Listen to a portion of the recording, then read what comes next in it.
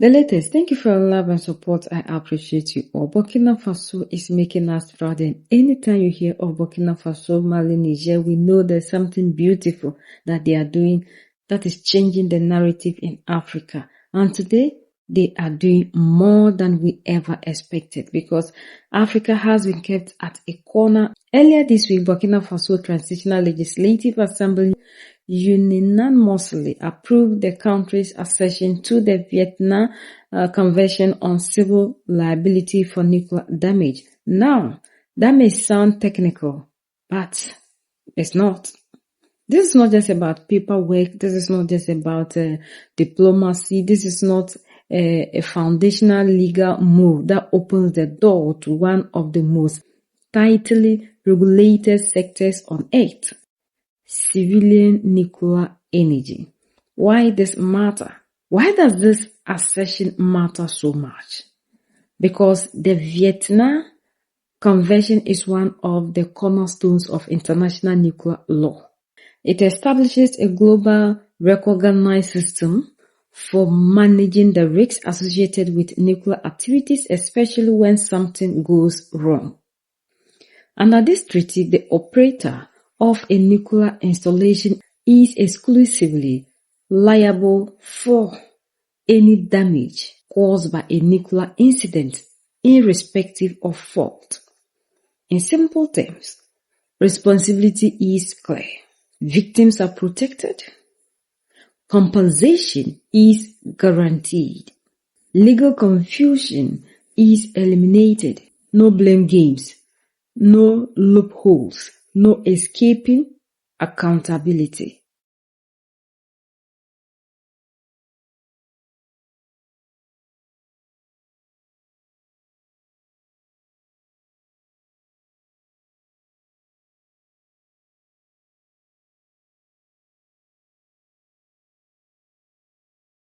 Good evening, Robert, and welcome. Good evening, Doctor. Good evening to my fellow guests. Pastory 2, Comey, good evening to them. Special hello, Charles, to the viewers of New Antibes Department. Thank you very much. Mr. Garakut, for having accepted our invitation. It is I who thank you, Doctor. Our second guest tonight. It will not be Pastor Ida. It is indeed Elam Amavi de Almeida. You are a member of the Martin Luther King Movement MNLK. Good evening, Ewan, and welcome. Yes, good evening. And good evening to your viewers, to all the sympathizing members of the MNLK, and to Pastor Comey himself, who does me the honor again of asking me to replace him. Occupied by family responsibilities, thank you very much for accepting our invitation. While the third guest, tonight, he makes his entry into the great family of Regards Crisis. You are Barama Chabora. You are a journalist and political analyst. Good evening, Mr. Barama. Indeed, good evening, Doctor. Good evening to my code betas. Good evening also to the viewers following us right now. And it was a pleasure when you sent me the invitation. So, I am here. Thank you very much. It is I who thank you, Doctor. In any case, it was with pleasure that we welcome you on this set. We wish you a warm welcome to the great Riga Croix family. Thank you very much. I will be here at any time. As soon as you invite me, if the availability is there, do not hesitate. I will always be there. Thank you very much. A great pleasure for us to have you on this set. And with you, we are going to address our first topic. We are heading to Ouagadougou in Burkina Faso. Parliament authorizes accession to the Convention of Vienna on Nuclear Liability. The Burkinabe National Representation has adopted this January 27, 2026 the bill authorizing Burkina's accession to the Vienna Convention on Liability for Nuclear Damage. A convention was adopted on May 21, 1963. The proceedings took place under the presidency of the President of the 10th National Legislative Assembly. This announcement was made. We know that Burkina has had for a while ambitions for the development of civil nuclear facilities. Precisely, for that, the Assembly would need to pronounce itself on this convention. The assembly is in line with the government's logic. We are talking about it with our guests. I start with you, Robert Cossigan, that everything is in place. Everything is being gradually put in place for Burkina to make this rotation towards the use of nuclear energy, especially civil. Yes, in the path of its development. There, Burkina Faso has opted for the use of nuclear energy. So, to get there, it would be necessary to sign the Vienna Convention, so that it ensures safety for populations in case of accident. Let's suppose the nuclear power plant is set up, and that an accident has occurred. Then how to compensate people? How to ensure the protection of all those who will be victims? This is one of the steps to arrive at the actual use of the nuclear power plant that Burkina Faso needs. I think nevertheless that it is a good thing, since to get there, to the use of nuclear energy, one must fulfill a certain number of conditions, a certain number of formalities, so that the Swiss project respects the Vienna Convention. So I think that Burkina is in the process, slowly. We know that. It was since 2024 that Burkina Faso committed to this path following the signing of an agreement with Russia for the construction of the nuclear power plant, which is different from the plant with which atomic bombs are made.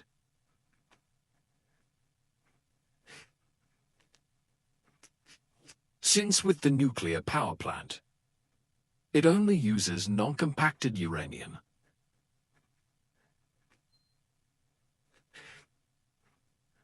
That is to say, non-dosed uranium. That would mean that there will never be any explosion of this plant, and that even if there had been an explosion, there will be less damage than if it were the plant with which atomic bombs are made. Thank you very much to you, Robert Cossigan, nearby, for this clarification. The man from Almeida, Burkina, with the Tonazina Legislative Assembly, has just approved the accession to this Vienna Convention, which allows the country to have a legislative framework in terms of reparation for damages that could cause the installation of this plant. It is a plant for civil use for the moment, as specified by Robert Cossigan. Nearby, this follows this convention signed with RISI for the installation, precisely, of units for the production of electricity for Burkina Faso. Yes, when they announced that they were going to go for nuclear energy, we couldn't believe it. We thought it was a bad joke, or if it was a publicity stunt. Because there are few African countries that try to embark on this path to use nuclear energy to ensure the electrification of the country, to be self-sufficient in terms of electrical energy. Even countries in Africa here, like Niger, which is next door, which is a member of the AES with Burkina. Now, even countries that have nuclear deposits dare not go on this terrain. We wondered why, while we really know that there is a deficit created in terms of autonomy in electrical energy. So, it was to salute. Most countries have opted for hydroelectricity. There, it was to salute the sincerity of the government of IB. But to answer your question, nuclear energy for civil purposes, to power itself electrically, is a good thing. If people don't go there, it's because it's a technology first to be mastered. It's also because it's a double-edged sword. It can be used quickly for other purposes. So, many countries are afraid. In fact, it is not the countries that are afraid. It is the foreign countries that master that technology, who do not like to help other countries to have it. And they scare us. They scare us by saying that no, it can explode. It can cause damage. You are an underdeveloped country. You do not master that technology. So wait. It is also an occasion to salute multilateralism. If it were not for the intervention of Russia who promised this, it would not be possible, because France, which is the colonizing country, the historical partner of grow forces, will never accept that African countries go onto that terrain, since it enriches itself, that is to say, gorges itself on our resources to fuel its country. So, they are not going to easily make this technology transfer. We thank first the President, the leadership of the Burkinabe President, and also the contribution of Russia. To finish it is to say that this law of Parliament, it is to clarify the framework for using this nuclear energy. Also, as Mr. Akotegan said, it is to set a framework to protect citizens. When there is a crisis, what citizens must do? What are the provisions taken to compensate people?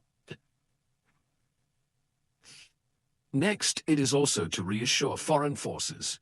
It is also that. To reassure foreign forces that no, we want to use it for peaceful purposes.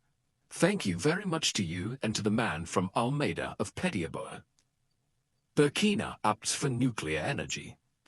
The announcement was made several months ago, or at least nearly 2 years ago. The country is moving slowly towards the realization of this promise made on nuclear energy for civil purposes, precisely to produce electricity, and the Legislative Assembly of Transitions has just given its agreement. Yes, I believe the clarification is important. The clarification on the fact that it is for civil purposes. That is what is important to clarify, because for more than a year, when it was announced, many thought of something else, like what happened regarding Iran, with Iran's enrichment. For Burkina Faso, this is about more than energy.